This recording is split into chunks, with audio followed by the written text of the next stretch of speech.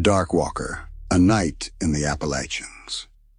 Blood sprayed sideways in a fine mist as the third shot tore through the flap of the tent. Cole didn't stop to check.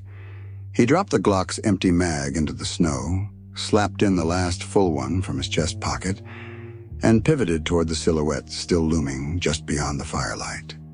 Yellow-green eyes caught the flame and held. The thing didn't blink.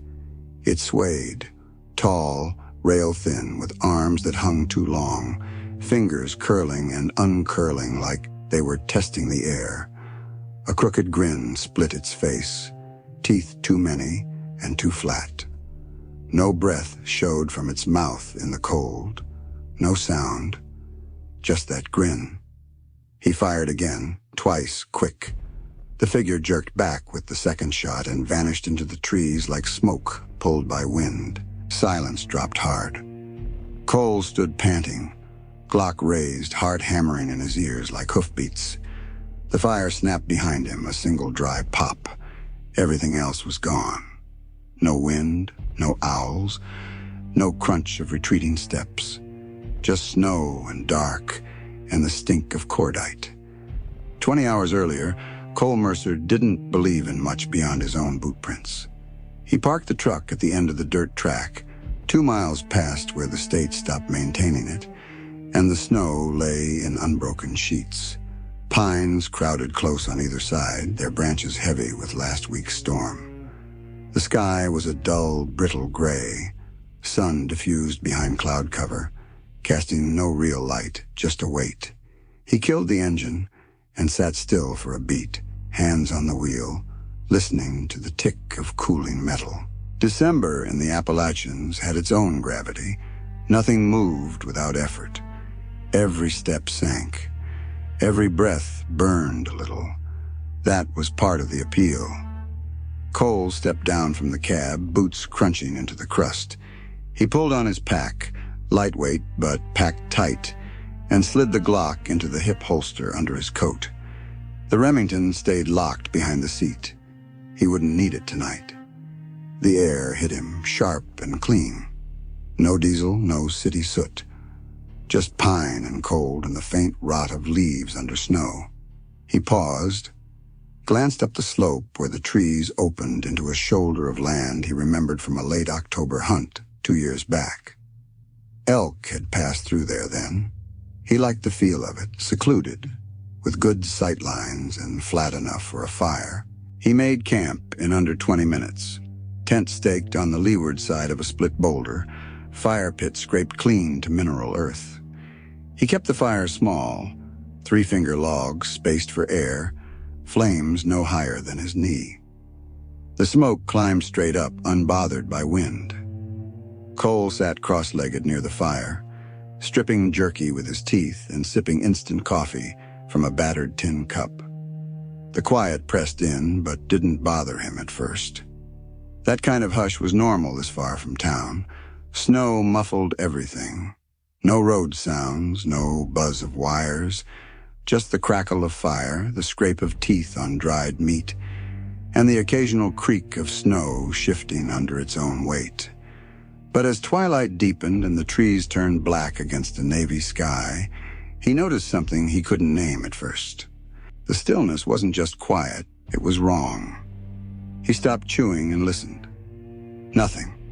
No birds. No wind in the trees. Not even the faint whine of high-altitude jets. Just silence so thick, it felt like pressure behind his ears. He stood slowly, brushing snow from his knees. The Glock felt heavier than it should as he unholstered it and checked the magazine, full. He clicked the safety off and held it low, finger resting just outside the guard. The fire popped again, louder this time. He spun, but nothing moved. The shadows danced like they were meant to, no more. Still, he felt it. That tingle on the skin, the one that says something's watching. He walked the perimeter, boots crunching in deliberate steps, eyes scanning the tree line. The snow was clean. No tracks, no droppings. Not even the usual tunnelings of voles or squirrels. just untouched white stretching out until it disappeared between the trunks. Back at the fire, he stoked it once, added a log, and crouched again. But he didn't sit. His spine wouldn't settle. He kept glancing over his shoulder. When the first twig snapped, he thought it was his imagination. Then another farther left. Then three in quick sequence. One behind, one right, one almost directly ahead. Not close, but not distant either, like a circle tightening. He rose again, slow this time, and turned toward the sound. Then he saw it. At first just a shape, too tall, too still, half shadow, half thing. The eyes came next, pale, sickly yellow-green, reflecting firelight without blinking. Then the mouth. That wrong grin, like a child's drawing of happy, carved into something that didn't understand what happy was. It didn't move. He raised the Glock and shouted, "Back off!" No reaction. Just that grin. He fired. The first shot cracked the silence like a whip. The thing didn't flinch. Second shot. It shuddered, just slightly. Third shot. The grin widened. That's when he dropped the mag. He didn't remember doing it, just felt the cold sting of metal as he slammed in the spare and fired again. And then it was gone. Now, hours later, dawn broke slow and gray. Cole stood at the edge of his camp, Glock still in hand, though his fingers ached from gripping it all night. The snow around the tent was churned with his own tracks, tight, looping patterns of a man circling, waiting. But just beyond, maybe 10 yards into the trees, were other prints, huge, elongated, like someone had walked on stilts with rounded ends, or like the legs of a telescope extended and sunk deep. 4 impressions, evenly spaced, each nearly 3 feet apart. No toe marks, no heel, just pressure and depth. He followed them with his eyes, couldn't bring himself to step closer yet. And they led toward a copse of birch. There, in the center of a shallow depression, lay a deer, or what had been one. The carcass was intact but empty, skin peeled back with surgical precision, ribcage exposed like a museum model, organs removed without rupture. No blood. Just dry, curled edges of tissue, and a faint metallic tang in the air like old coins in a bucket. Its legs were folded beneath it, head tilted at an unnatural angle as if listening. And nestled between the forelegs, neatly placed, was a mitten, child-sized, red with a white stripe, wool slightly frayed at the cuff. Cole stared at it too long. His breath fogged the air in slow, uneven pulses. He stepped back once, then again, then turned and walked to the truck without looking behind him. He didn't run, not yet. But the hush followed. Dark Walker, a night in the Appalachians. The engine coughed twice before turning over. Cole didn't flinch at the sound, too hollow inside for surprise. He sat in the cab with the heater on full, but his fingers still trembled around the steering wheel. The Glock rested on the seat beside him, slide locked back, last round spent. He hadn't slept, not really, and just sat there watching the tree line, waiting for that awful grin to reappear between the birch trunks. Now the sun was up, or what passed for it, a dull smear behind thick cloud. The frost hadn't lifted. Snow clung to every branch like the world had been dipped in powdered glass. He should have left. The road was still open, but something in him needed to see. He stepped out of the truck, boots crunching on the crusted snow, and headed back toward the depression. The deer was still there. It hadn't moved. Nothing had. The mitten sat just as before, tucked like a gift or an offering. The silence was heavier now that daylight revealed everything. No birds, no wind. just the low hum of his own breath and the distant tick of cooling metal from the truck. Cole crouched beside the carcass, keeping a hand on the Glock, even though it was useless now. The way the skin had been peeled back, no knife he owned could have done it so cleanly. Ribs flared outward like fingers reaching. No scavenger signs, no tearing, no blood. He reached down and picked up the mitten. It was stiff with cold, but dry, no snow on it, as if it hadn't been there long. He turned it over, thumbed the frayed cuff. No tag, no name. Just a pattern of white stripes fading into red wool. Something moved in the woods. He stood fast, heart hammering, eyes scanning the birches. Nothing. He tucked the mitten into his jacket pocket and looked again at the tracks. They continued past the clearing, heading uphill toward the ridge. No drag marks, no sign of weight shift, just those impossibly long strides. Each imprint sunk deep into the snow without edges, like a hot iron pressed into butter and lifted clean. He shouldn't follow. Every instinct said turn back. He followed. The path took him uphill through thinning trees, the snow crunching underfoot in loud, guilty bursts. The hush pressed tighter the farther he went, as if the forest were holding its breath. Once his boots slipped and he dropped to one knee, hands sinking into snow cold enough to burn. He kept going. About a quarter mile in, the tracks veered into a shallow clearing ringed with pine. Mist clung low, hugging the ground like smoke. Cole slowed, Glock in hand now, half raised, even empty. Then he saw it. At the far edge of the clearing, half shrouded by mist, the figure stood, tall, gaunt, arms too long, like a spider trying to mimic a man. It didn't move. Cole raised the Glock out of reflex, knowing it held nothing, and stepped back. The figure stepped forward. One stride, then two. The speed was wrong, fluid, gliding, but the snow beneath it burst outward in crisp, perfect flares. Cole fired. The click of the empty chamber sounded like a scream. He turned and ran. The ravine came up fast. He didn't see it until his foot found nothing and the world flipped. He landed hard, shoulder first, snow exploding around him. The Glock vanished somewhere in the fall. He slid 10, maybe 15 feet before slamming against a half-buried log. For a second, he couldn't breathe. Then he heard it, the crunch of snow above. Fast. Too fast for something that size. He scrabbled to his feet, lungs burning, coat torn.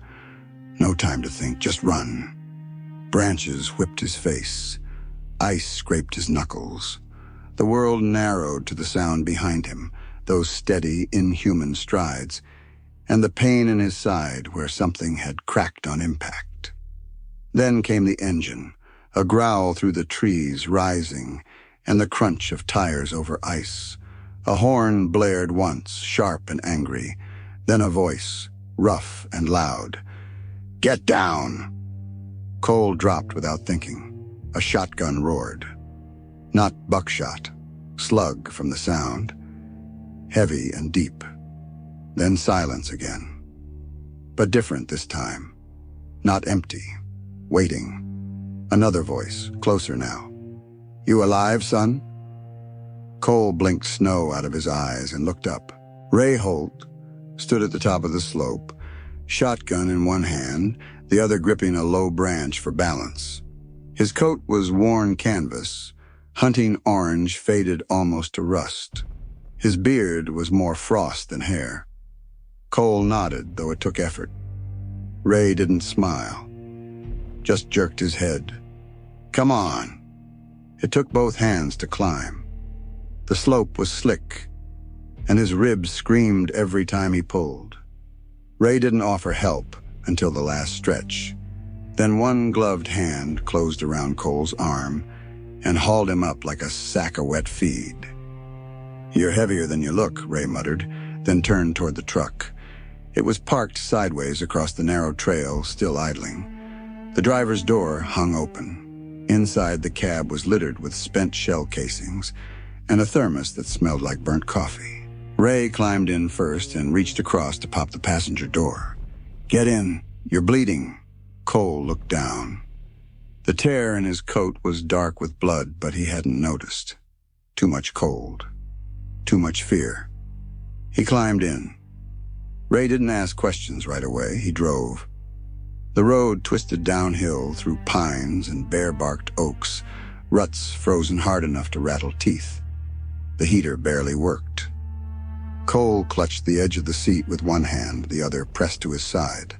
Only after a few miles did Ray speak. "You saw it." Not a question. Cole nodded. Ray grunted like he'd expected as much. "Where?" "Clearing, past the birch stand. Cole stopped. His voice felt like gravel. "It was waiting." Ray didn't reply. They passed a sign for Route 17. The world started to feel real again.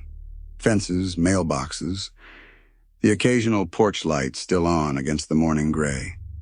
Ray turned onto the main road and aimed toward the gas station. Cole finally asked, "You been out here before?" Ray's eyes stayed on the road. "Every winter, since the coyotes stopped coming." Cole frowned. "Coyotes?" "Used to track them for fun, not anymore." Ray's jaw flexed. "Something out there's bigger, meaner. Doesn't leave much behind." Cole reached into his pocket and pulled out the mitten. Ray glanced at it, didn't blink. "Where'd you find that?" "On the deer." Ray said nothing for a while, then, "Don't tell Marge just yet." "Why not?" "She'll listen, but once it spreads, it won't stop. Folks will start asking questions, real ones, and some of them won't like the answers." Cole stared out the window. They pulled into the gravel lot of Haynes General. The sign hung slightly crooked, the porch sagging in the middle. A rusted bell jangled as Ray killed the engine. Inside, the windows glowed yellow. Diesel fumes mingled with the scent of coffee and frying bacon. A radio played low, some preacher talking about tribulation. Ray didn't get out right away, just looked at Cole and said, "You got two choices, son. Walk away, pretend it never happened, or dig deeper." Cole didn't answer. Ray nodded like he already knew which way the wind was blowing. "Don't take too long. Thing like that, it smells want. And it don't forget faces." He got out and walked up the porch steps, boots thudding on the boards.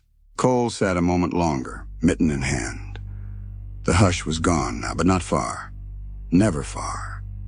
The bell above the door jingled as Cole stepped into the warmth of Haynes General, his boots leaving a crust of old snow and pine needles on the worn linoleum. The smell hit him first. Grease, dust, and something sweet like cinnamon rolls that had been left too long under a heat lamp. The place hadn't changed since he was a teenager. Same warped magazine rack, same humming drink cooler with the broken light in the middle, same corkboard by the front register, sagging under layers of time. Marge stood behind the counter, her glasses perched on the tip of her nose, flipping through a ledger with a pencil tucked behind her ear. She looked up when she heard the door, her face softening into something that wasn't quite a smile, but close. "Mercer," she said, voice dry as a corn husk. "Marge?" Her eyes flicked to the door behind him. "Ray with you?" "He's out back, I think." She nodded, then gestured with her chin toward the coffee pot. "Still hot. Help yourself. Don't trust that first burner, though. It spits." Cole poured a cup anyway, not caring if it scalded. His hands wanted something to hold, and the mug gave him that. He took a sip and winced. Burnt, bitter, and thin. Just like always. "You look like hell," Marge said, not unkindly. "Feel worse?" She didn't ask. Just let the words hang there while she returned to her ledger, flipping another page. The radio in the corner crackled as the preacher's voice shifted into a hymn, warbling and low, like it was being sung from the bottom of a dry well. Cole walked to the corkboard, the coffee mug warming his palm. The board was layered with flyers, lost dogs, a bake sale notice from 2 Christmases ago, a faded picture of a missing hiker that no one had taken down. Thumbtacks stuck out at odd angles like porcupine quills. He scanned the postings until his eyes landed on a yellowed clipping near the top corner, pinned under a rusted thumbtack and curling at the edges. Black and white photo of a man with a long face and deep-set eyes. The headline read, "Local man survives winter ordeal in High Valley." Cole reached up and pulled it loose. "Don't take it," Marge said without looking up. "But you can read it here."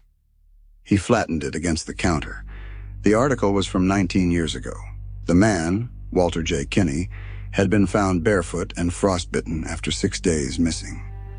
Claimed he'd been hunted. Said the woods had gone quiet.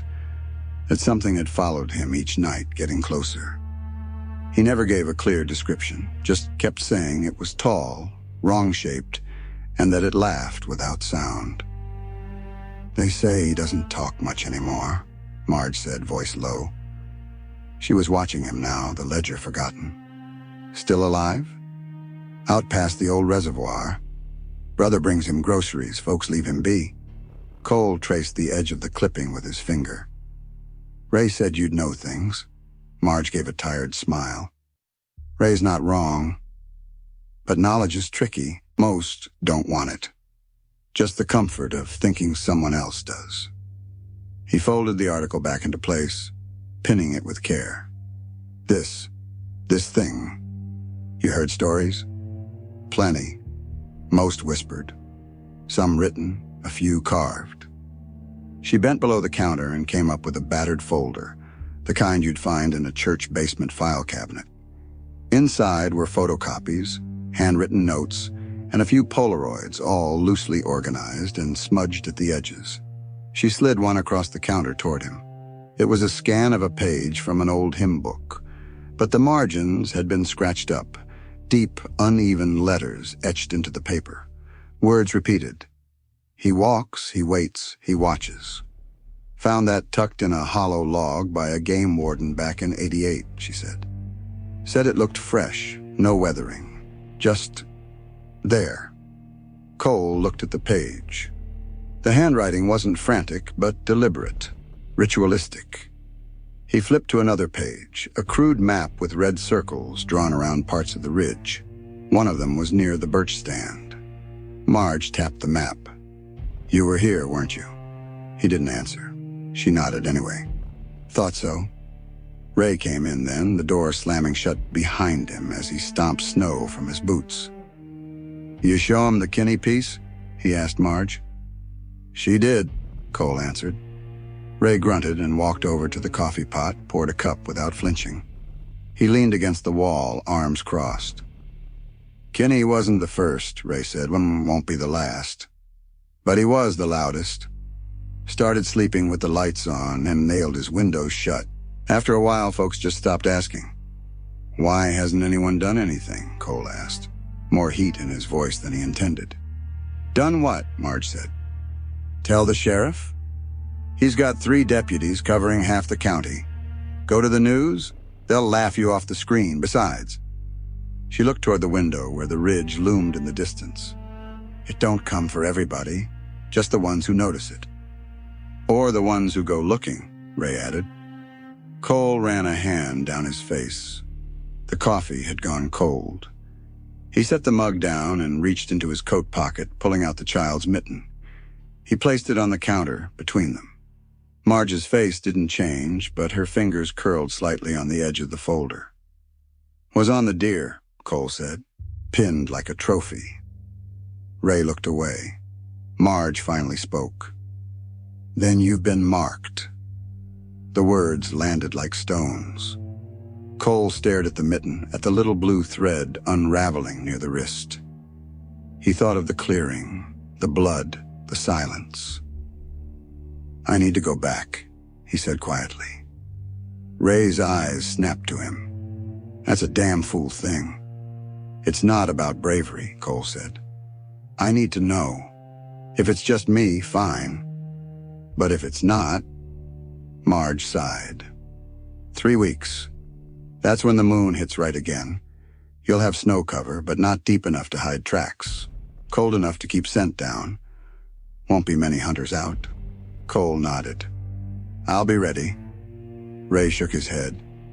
Bring a bolt action if you must, but don't count on bullets. That thing, it plays, wears you down, makes you see what you don't want to.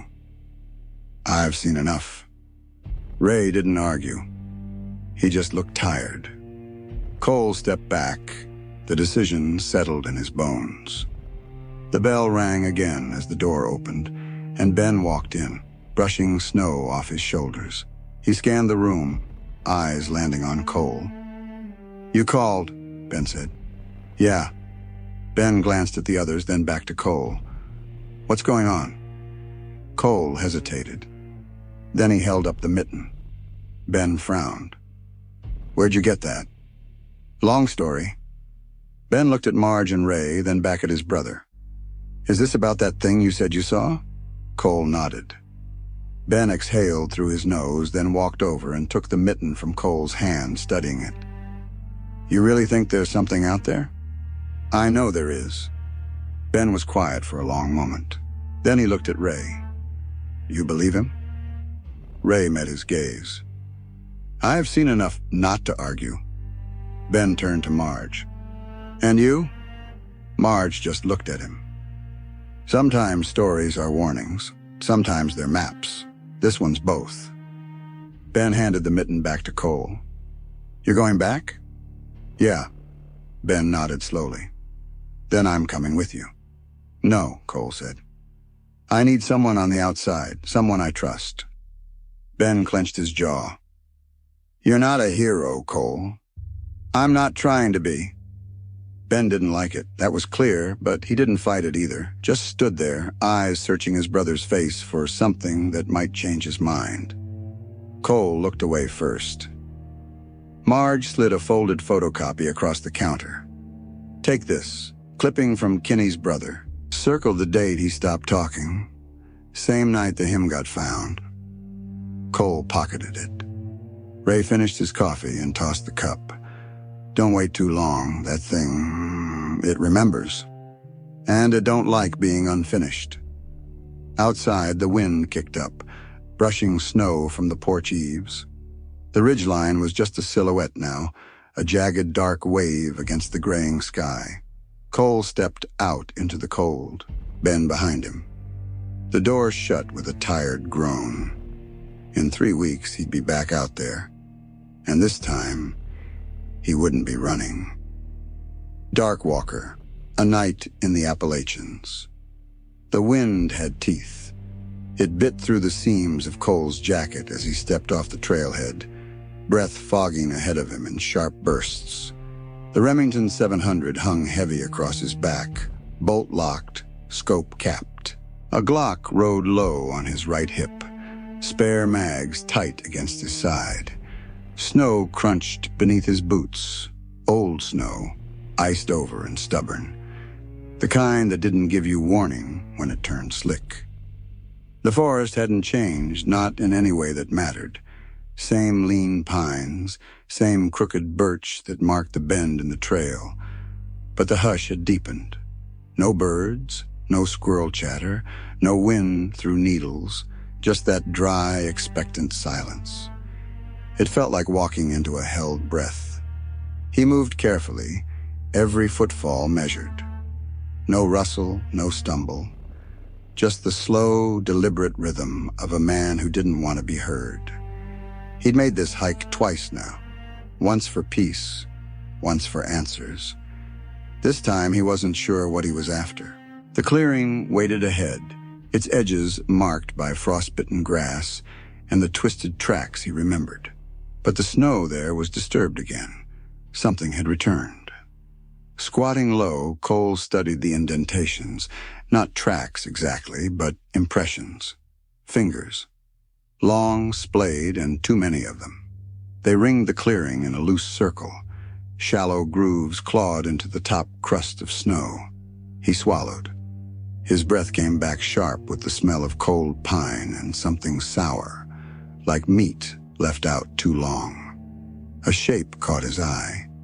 Near the far edge of the clearing, half buried in drift, a flat stone jutted up like a crooked tooth.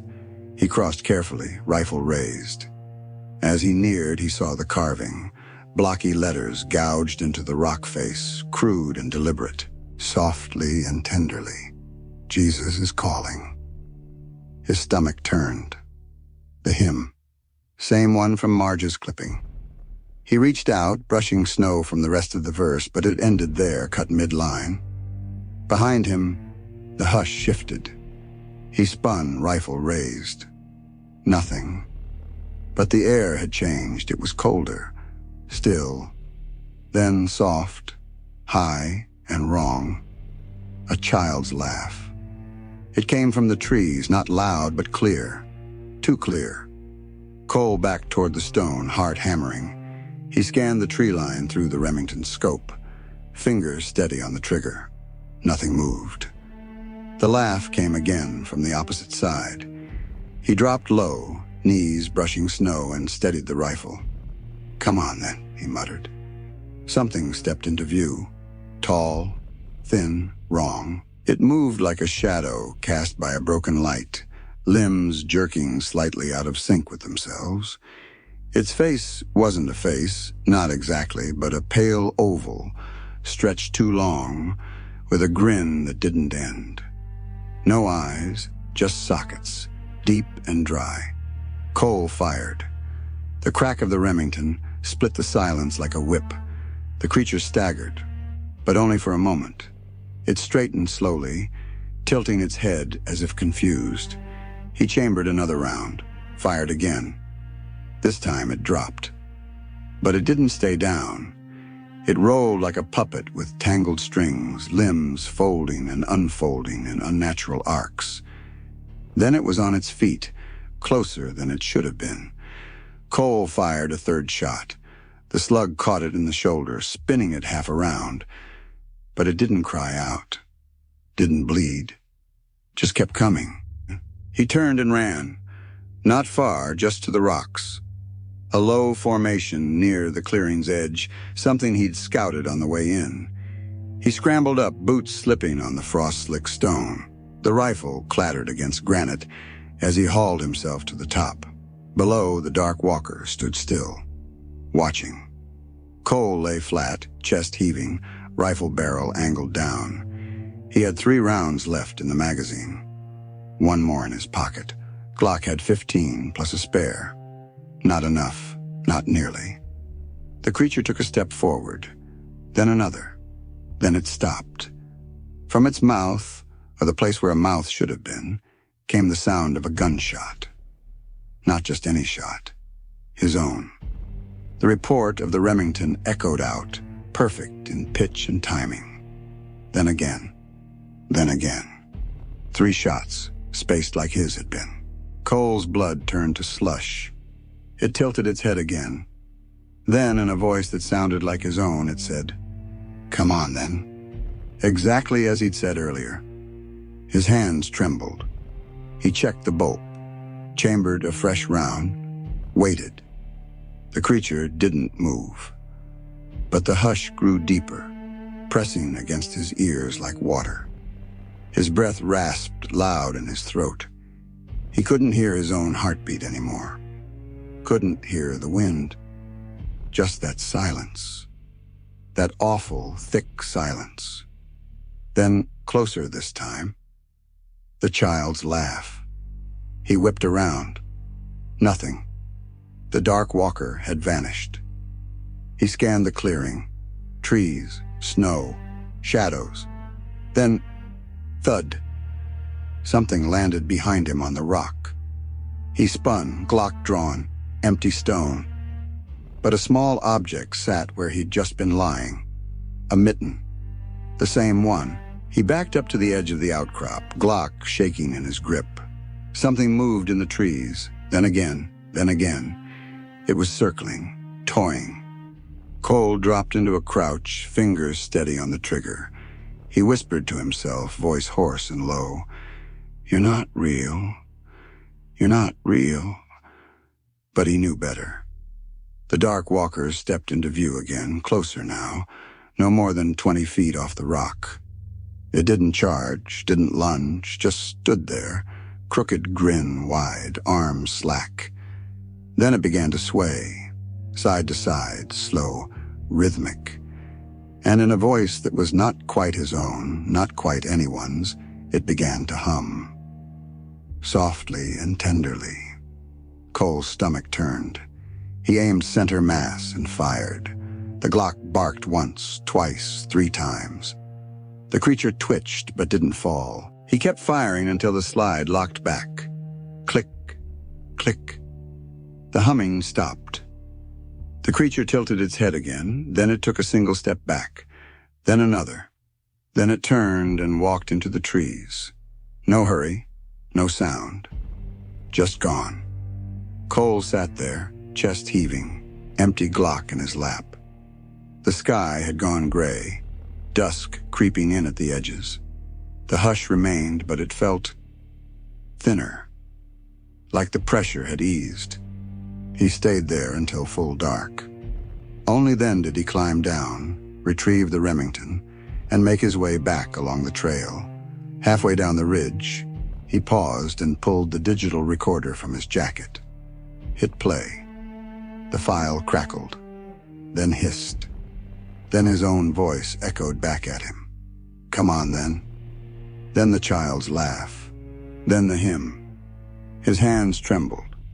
He hit stop. Snow began to fall, light and slow. He kept walking. No answers. Just proof. After the drive back, Cole didn't speak for nearly an hour. Ben didn't push. They rode in silence, the truck heater rattling and the road humming low under the tires. Snow slushed off the wheel wells at every turn. Cole kept the recorder in his lap, thumb pressed hard against the play button. But he didn't listen again, just held it like something both fragile and dangerous. The house was warm, too warm. Dry heat from the baseboards made the air feel close, like the walls were pressing in. Cole stepped out of his boots, peeled off his jacket, and stood in the entryway for a long moment staring at the coat hooks. Ben came in behind him, kicked snow off his boots, and hung his own coat. "Stew in the crock," he said. "Didn't know how long you'd be." Cole nodded. "Smells good." It didn't. Not really. The scent was too thick, too earthy. Meat and onions. He swallowed hard and moved past the kitchen. His hands still smelled like gun oil and cold brass. That night, he didn't sleep. Not from lack of trying. He lay on the couch, refused the guest bed, staring at the ceiling fan blades motionless in the still air. The lights were off, but a soft orange glow bled in from the porch lamp, casting shadows through the slats of the blinds. Every creak in the walls made him flinch. The refrigerator hum, the tick of the baseboard heater expanding. Each one pulled his nerves taut. At 3:12 a.m., he got up and checked the locks again. All doors secured, windows latched. He stood at the kitchen window and stared into the backyard. Nothing but snow. The woods beyond were quiet, but not silent. A faint sound drifted in, not close, not distinct, but there, low, layered, almost like someone singing from far off. A child's voice, then another, overlapping, dissonant. Cole pressed his forehead to the glass. The sound faded. He stayed there until his breath fogged the pain, then wiped it with his sleeve and walked away. The next morning, Ben handed him a mug of coffee without a word. They sat at the kitchen table, sun leaking in through the east-facing window. "Didn't sleep?" Ben asked. Cole shook his head. "Not really." Ben sipped. "You hear it again?" Cole didn't answer right away. He looked out the window. Something, not close, just there. Ben nodded once, slow. "You think it's following you?" "I don't think it ever stopped." The coffee tasted bitter, burned. Cole set the mug down, Ben leaned forward, forearms on the table. So what now? Cole reached into his coat and set the recorder between them. This is proof. Proof of what? You heard it, the laugh, the hymn. That's not just wind. Ben didn't touch it. I heard something. Doesn't mean I know what it is.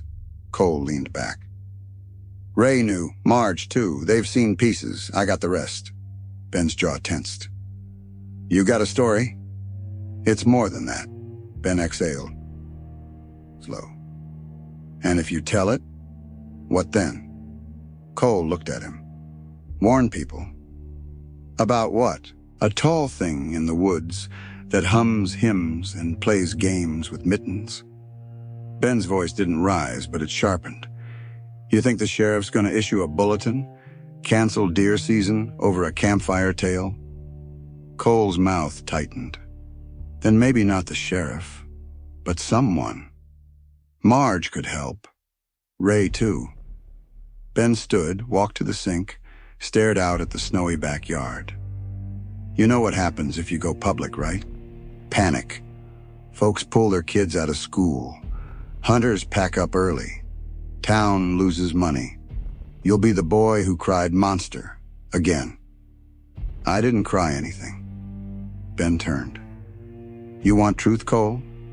You should have stayed up there, shot it, bagged it, brought back a head. Short of that, you got a spooky tape and a story that don't add up. Cole stood now too. I damn near died up there. I know. You think I made it up? I think you're shook. And I don't blame you. But I also think you're not the first. And you won't be the last. And most folks, would rather pretend nothing happened than burn down what little peace they got. They stared at each other, something old and taut in the air between them. Cole broke first. I'm not asking you to believe everything, just don't tell me it's not real. Ben nodded. All right, I won't. That night, Cole slept in the guest room. Tried to, anyway.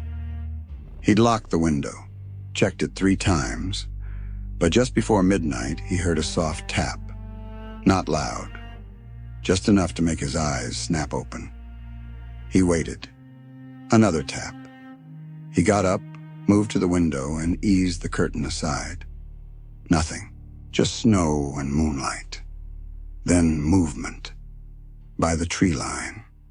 A shift in the dark, like something taller than a man swaying gently. He didn't breathe. It didn't step forward. Just stood there, watching. Then it lifted one long arm and pointed slowly toward the house. Cole stepped back, heart hammering. He blinked. Gone. He stayed up the rest of the night, sitting on the floor with the Remington across his lap. Safety off.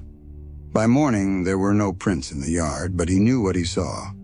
The next day, he drove to Marge's. Ben didn't stop him. Marge opened the door in her thick knit sweater, hair pulled back. She didn't seem surprised to see him. Come in, she said. He stepped inside. The smell of lemon oil and old paper greeted him. He handed her the recorder. It's on there. She took it, didn't play it, just held it. You all right? No. She nodded. You want to talk about it? No. Marge looked at him, then walked to a cabinet, opened a drawer, and placed the recorder inside. All right. He lingered in the doorway. You believe me? I believe you saw something, and that it left a mark. That enough? For me, yes. For anyone else? She shook her head. Maybe not. He left without another word. Back at Ben's, the days blurred. He tried to keep routine, chopping wood, checking the truck, walking the perimeter. But the hush followed him. Even in town, the wind seemed too quiet. Dogs barked less. Birds disappeared from feeders. One night he heard it again. The hum, low, slow, softly, and tenderly. He went outside, barefoot in the snow, shirt sticking to his back with sweat. The woods were silent. but not empty. Something moved just beyond the reach of the porch light. A tall shape, thin. He didn't raise the rifle, didn't speak, just watched. It watched back. Then it turned and walked into the trees. He stood there until his feet went numb. Ben found him an hour later, still standing in the snow. "You're gonna lose your damn toes," he muttered, dragging him inside. Cole didn't answer. He didn't know how. Some nights, he'd wake to find the front door unlocked. He knew he'd locked it. Other times, the radio would be on, static hissing low. Once, he found a mitten on the porch. Same one. Faded blue. Damp. He burned it in the fireplace. Didn't help. Didn't. The thing wasn't trying to kill him, not yet. It was watching, waiting, feeding, not on flesh, but on fear. Ben sat with him one evening, both of them staring at the fire.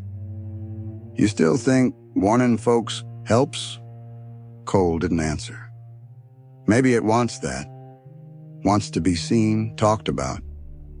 Maybe that's how it stays." Cole looked at the flames. "Then silence is safety?" Ben shrugged. "I don't know. But maybe it's not about winning. Maybe it's about not giving it what it wants." Cole leaned back. "It already has me." Ben didn't argue. That night he dreamed of the woods, of the hymn, of the grin, and the fire crackling in the hearth couldn't drown it out. Dark Walker, a night in the Appalachians.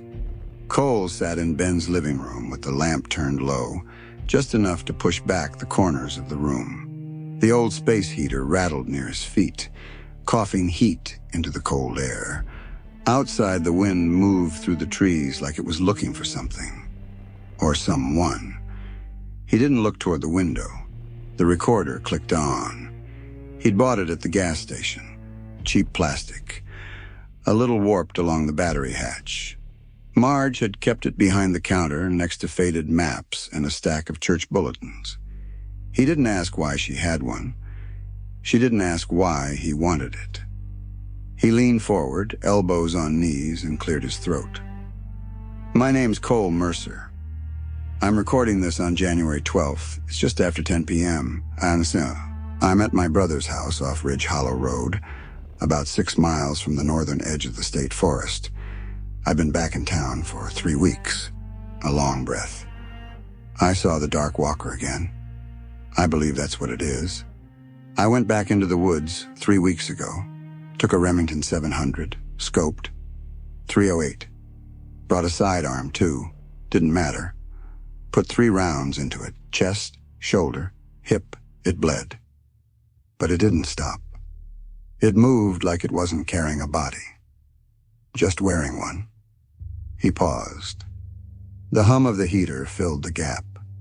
He reached into his jacket pocket and pulled out a small cassette, labeled in his own shaky handwriting.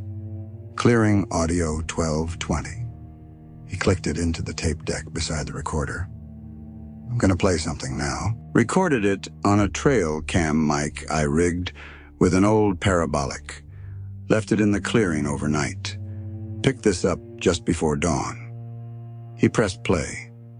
A hiss, then silence. Then the creak of trees. Wind low and steady. Then it came. A voice layered and wrong. Like someone pressing replay on a dream. It mimicked him. His own voice repeating something he didn't remember saying. "Help me, don't leave me, I'm still here.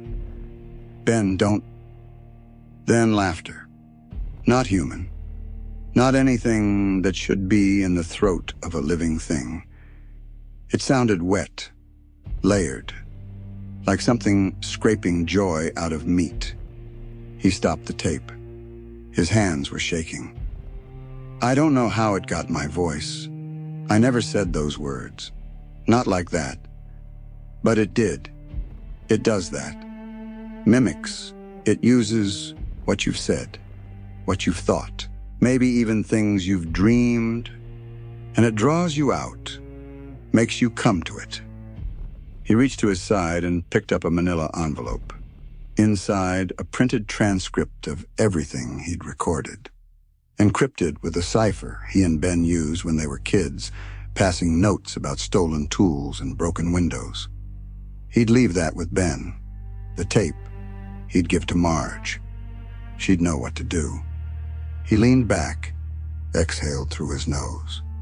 It doesn't just kill. That's not the point. It waits, it watches, and it feeds on the story, on the telling. I think the more you name it, the more you give it. And I'm doing that now, I know. But I want this recorded, in case I don't make it through the winter. A pause. The fire in the hearth popped. He didn't flinch. If you're hearing this and you're in these woods, if the silence falls too thick, if you see something too tall standing too still, if the birds vanish, if the wind dies and you feel watched, leave. Don't speak to it.